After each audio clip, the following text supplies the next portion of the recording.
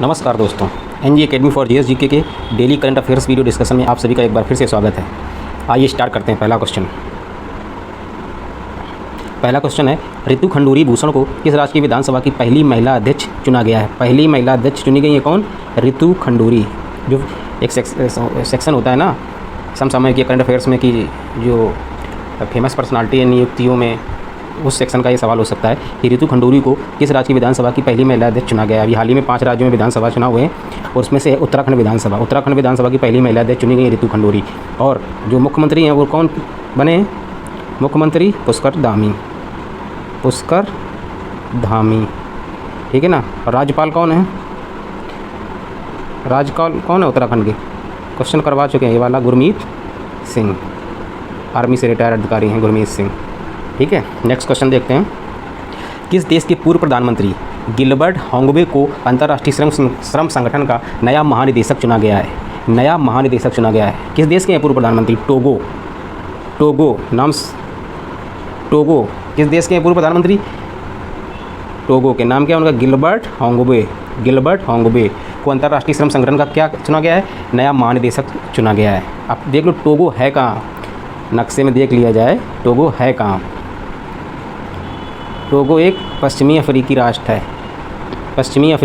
ये देखो नक्शे में पश्चिमी अफ्रीकी राष्ट्र है टोगो। उसकी पोजीशन पहले ही से लाल कर रखी है, हमारे लाल करने से पहले। ये टोगो है बिल्कुल टांग की तरीके से टोगो, ठीक है ना। इसके उत्तर में कौन है? Burkina Faso. पूर्व में कौन है? बेनिन।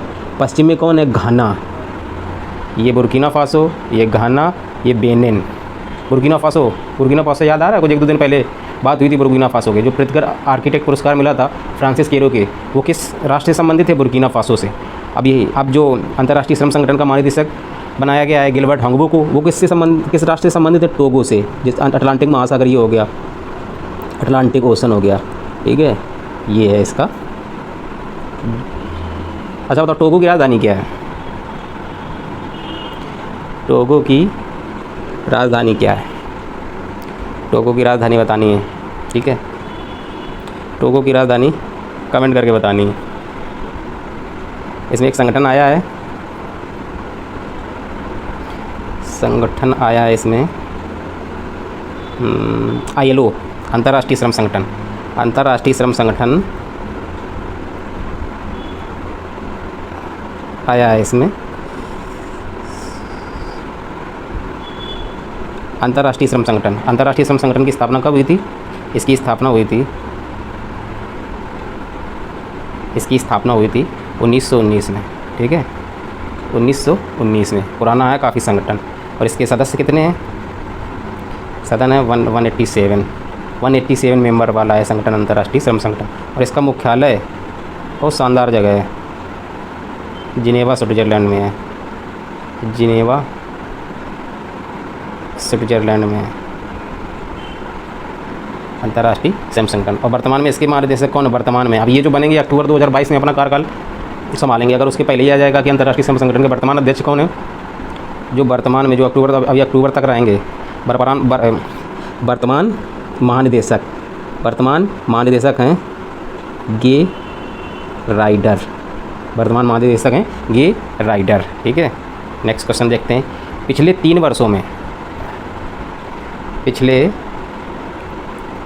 वर्षों में रक्षा खरीद में कितने प्रतिशत की कमी हुई है? ये सवाल संसद में आया था, तो संसद में सरकार ने उस सवाल के जवाब इसका दिया है। तो उसने बताया है कि 10% की कमी आई पिछले 3 वर्षों में। कौन कौन से हैं? 2018-19, 2019-20 और 2020-21। पिछले 3 वर्षों में रक्षा खरीद में जो विदेशी स्रोतों से भारत जो डिफेंस का इंपोर्ट करता है, आयात करता है, उसमें कमी आई है। कितनी? 10% की कमी आई है। और ये बताइए कि भारत जो रक्षा खरीद करता है वो विदेशी स्रोतों से करता है। किन 2 देशों से करता है? जो शीर्ष जो सप्लायर हैं जो भारत को डिफेंस जो होता है वो सप्लाई करते हैं, वो कौन है? सबसे पहले तो अपना रूस है। दूसरे नंबर कौन है? राफेल वाला भाई साहब हैं। कौन है? फ्रांस है, ठीक है ना। और पूरी दुनिया में कौन सा देश कितना उत्पादन कर रहा है रक्षा सामग्री का, कौन सा देश खरीद रहा है, इसकी सब कुंडली कौन रखता है? सिप्री सब ऐसे लोगों की कुंडली प्रकाशित करता है। Stockholm International Peace Research Institute, SIPRI, ठीक है ना। ये एक रिपोर्ट जारी करता है जिसमें प्रोड्यूसर कौन है, एक्सपोर्टर इंपोर्टर सभी का इसमें बताता है वो। नेक्स्ट क्वेश्चन देखते हैं। रक्षा मंत्रालय ने भारतीय तटरक्षक बल के लिए 8 गश्ती पोतों हैं तो किस कंपनी के साथ समझौता किया है? किस कंपनी के साथ समझौता किया है? गोवा शिपयार्ड लिमिटेड के साथ, गोवा शिपयार्ड लिमिटेड के साथ। नेक्स्ट क्वेश्चन देखते हैं। विश्व के शीर्ष स्टार्टअप इकोसिस्टम वाले देश हैं, शीर्ष स्टार्टअप इकोसिस्टम वाले देश हैं। इकोसिस्टम का मतलब है कि जो किस देश में जो रजिस्टर्ड यूनिकॉर्न है या बोलते हैं स्टार्टअप बोलते हैं उनको, उनकी संख्या अधिक है। तो अमेरिका है शीर्ष नंबर 1 पे, 2 पे चीन, नंबर 3 पे भारत। जो 60 स्टार्टअप्स का 64.7% कहाँ पे है? यूएसए में है सबसे ज़्यादा, 13.8। यूनिकॉर्न कहाँ है? यूनिकॉर्न भी बोलते हैं स्टार्टअप्स को, 4। और भारत में कितना है? 4.1% है। जो ग्लोबली जो वैश्विक यूनिकॉर्न या वैश्विक स्टार्टअप्स हैं वो इस तरीके से हैं। नेक्स्ट क्वेश्चन देखते हैं। किस स्थान पर भारतीय reserve bank note printing private limited की स्याही उत्पादन इंक प्रोडक्शन यूनिट वर्णिका को राष्ट्र को समर्पित किया गया है? इंक प्रोडक्शन यूनिट, उसका नाम हिंदी में रखा गया है क्या? वर्णिका। इंक प्रोडक्शन यूनिट राष्ट्र को समर्पित की गई। कहाँ की गई है? मैसूर में। किस स्थान पर भारतीय रिजर्व बैंक जो रिजर्व बैंक होता है जिसमें नोट में स्याही इस्तेमाल की जाती है वो करके इंडेगियो क्यों करके है, फ्लोरोसेंस है, ऑप्टिकल वेरिएबल, इस तरीके की स्याही होती है। देखा होगा नोट में आपकी जो डिफरेंट कलर्स शो होते हैं वो स्याही डिफरेंट टाइप की स्याही का इस्तेमाल किया जाता है ताकि जाली नोटों से बचा जा सके। अभी तक जो हम स्याही है उस स्याही को आयात करते हैं। कहाँ से आयात करते हैं स्याही को? जो प्रिंटिंग नोट की प्रिंटिंग में इंक हम इस्तेमाल करते हैं वो स्विट्जरलैंड से हम आयात करते हैं। और उसमें भी बहुत सारी कंडीशन है कि भाई साहब तुम्हारे कर्मचारी चीन और पाकिस्तान से कोई संबंध नहीं होना चाहिए, ठीक है ना। इन लोगों को भी गांधी जी बहुत पसंद है तो ये लोग जाली नोट छाप देते हैं, तो ये कंडीशन उसमें रखी जाती है। अब ये बताइए कि जो भारत में नोट प्रिंटिंग प्रेस कहाँ पे स्थित है? नोट प्रिंटिंग की यूनिट कहाँ पे है भारत में? बताइए। पहला है देवास मध्य प्रदेश में, दूसरी नासिक महाराष्ट्र में, 2 यूनिट और हैं, एक है मैसूर तो कर्नाटक में हो गया, ठीक है। चौथी यूनिट कहाँ है? सलबोनी में। ये कहाँ पे है? ये है पश्चिम बंगाल में, ठीक है ना। जो नोट का जो कागज़ इस्तेमाल होता है नोट बनाने में, नोट में जो कागज़ पेपर इस्तेमाल होता है वो भी हम बाहर से अभी तक मंगाते हैं। कहाँ से मंगाते हैं?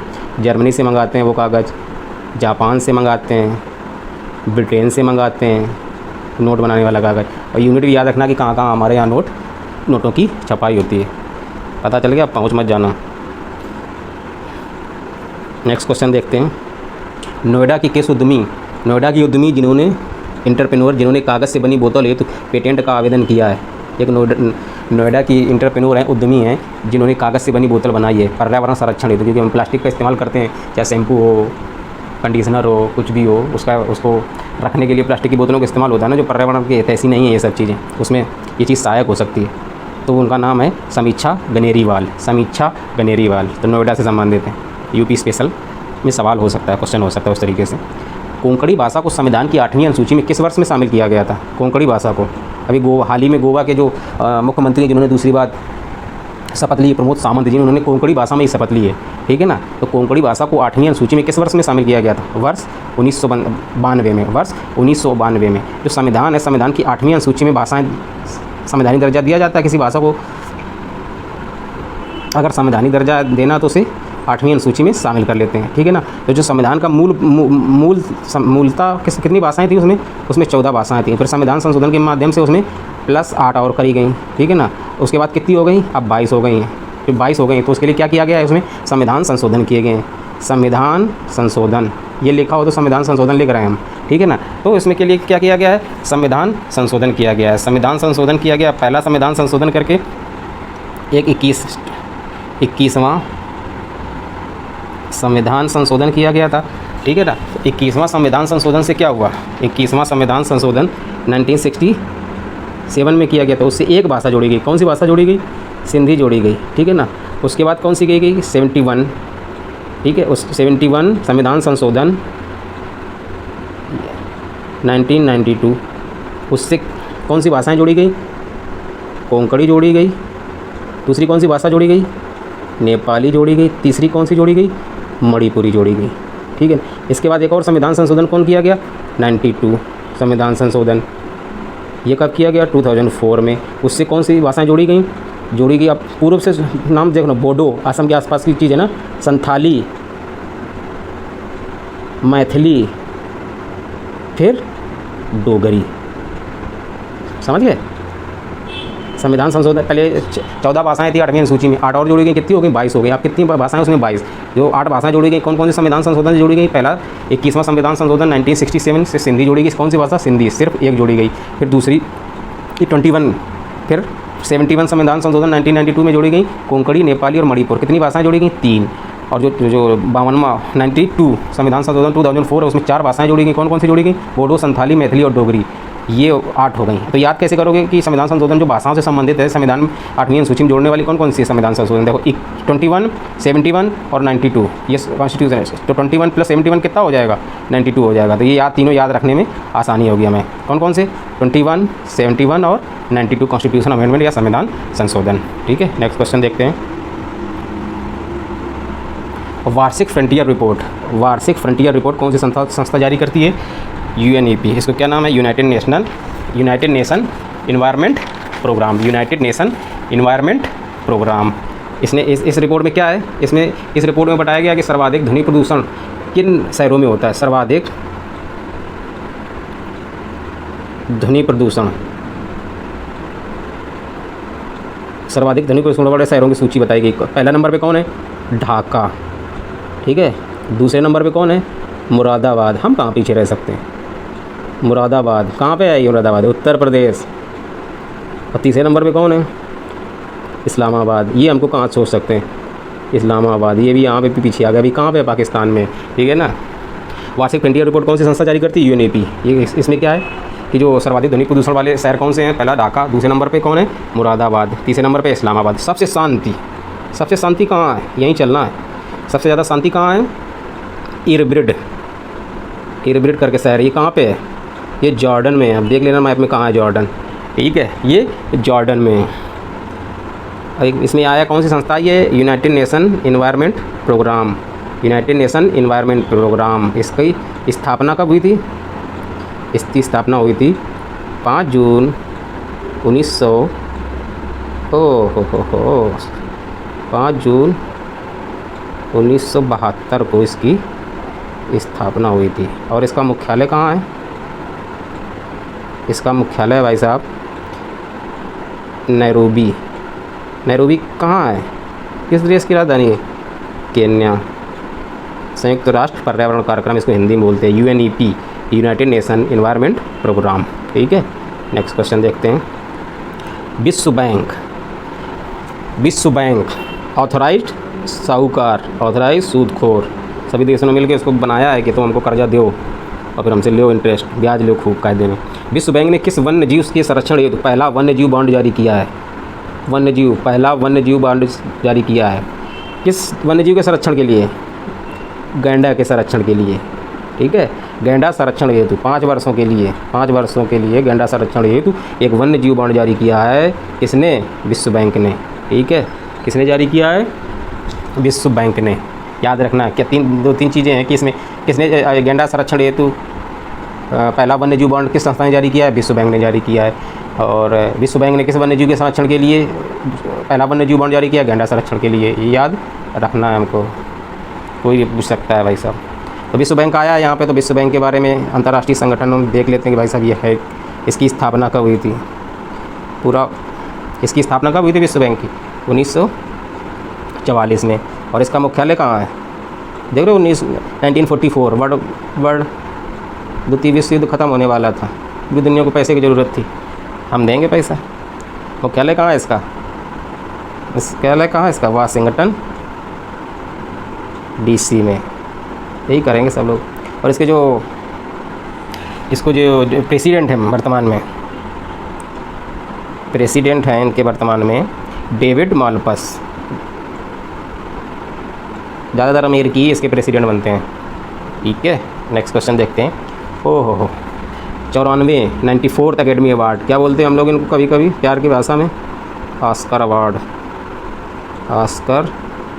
अवार्ड, ठीक है ना। 94th याद रखना ये सीरीज़ संस्करण। इसका आयोजन कहाँ किया जाता है? लॉस एंजलिस USA में। सर्वश्रेष्ठ फिल्म कौन सी इस बार रही है ऑस्कर अवार्ड जिसको मिला है? कोडा। क्या नाम है इसका? कोडा। सर्वश्रेष्ठ फिल्म का पुरस्कार मिला, चाइल्ड ऑफ बीफ एडल्ट। इसके निर्देशक याद रखना है, निर्देशक याद रखना है। क्या नाम है निर्देशक का? Scene header. सीन हेडर, ये तो याद रखते हैं सब लोग भाई साहब। सर्वश्रेष्ठ फिल्म कौन है? कोडा, CODA।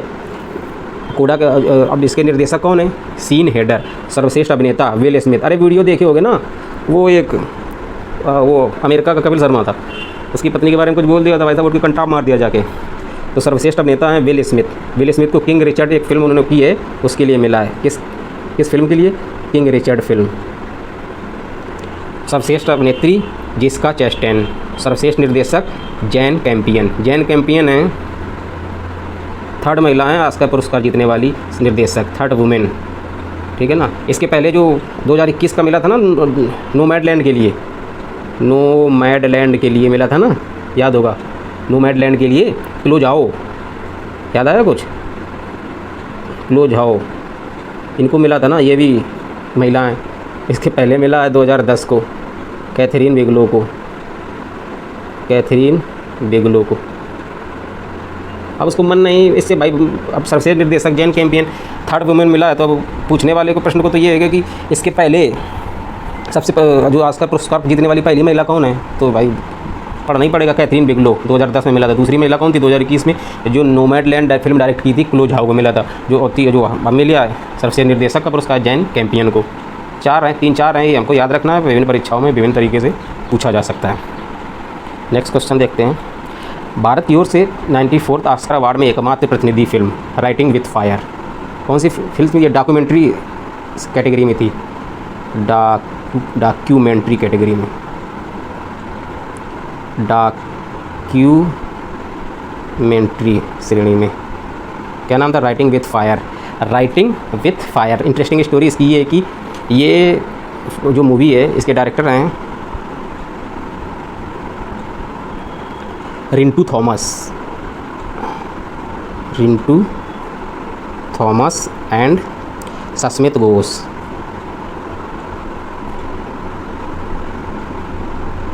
ये जो मूवी स्टोरी है एक दलित महिला द्वारा जो प्रकाशित पहले समाचार पत्र खबर लहरिया पर आधारित है। एक जो दलित महिला हैं उनके द्वारा एक समाचार पत्र निकाला जाता है खबर लहरिया, उस पर ये स्टोरी बेस्ड है। और ये खबर लहरिया की जो जो फाउंडर हैं, फाउंडर कौन है? कविता देवी हैं, कविता देवी, और दूसरी हैं मीरा जाटव। और इसका मुख्यालय कहाँ है? मुख्यालय चित्रकूट में भाई साहब, चित्रकूट उत्तर प्रदेश में। चित्रकूट से समाचार पत्र निकाला जाता है, उस पर यह कहानी बेस्ड है, ठीक है। नेक्स्ट क्वेश्चन देखते हैं। किस तारीख को केंद्रीय पर्यावरण मंत्रालय ने राष्ट्रीय डॉल्फिन दिवस मनाने की घोषणा की है? डॉल्फिन के संरक्षण के लिए, कंजर्वेशन ऑफ डॉल्फिन के लिए जागरूकता, एक सेंसिटिविटी क्रिएट करने के लिए इस तरीके का प्रयास किया गया है। तो किस तारीख को राष्ट्रीय डॉल्फिन दिवस मनाने की घोषणा की है? 5 अक्टूबर को। और 2022 में पहला होगा, पहला। देख लो डॉल्फिन कितनी खुश है, उनका बर्थडे मनाया जाएगा। कब मनाया जाएगा? उनका 5 अक्टूबर को, ठीक है। नेक्स्ट क्वेश्चन देखते हैं। और इसी में देख लो एक ये बताओ कि जो राष्ट्रीय जलीय जीव कौन सा है? राष्ट्रीय जलीय जीव, नेशनल एक्वेटिक एनिमल कौन है? गैंगेटिक डॉल्फिन, ठीक। इस वीडियो में फ़िलहाल इतना ही। वीडियो अच्छा लगा हो तो वीडियो को लाइक कीजिए, शेयर कीजिए, और आपने अगर चैनल को सब्सक्राइब नहीं किया तो चैनल को सब्सक्राइब कीजिए। नमस्कार, जय हिंद।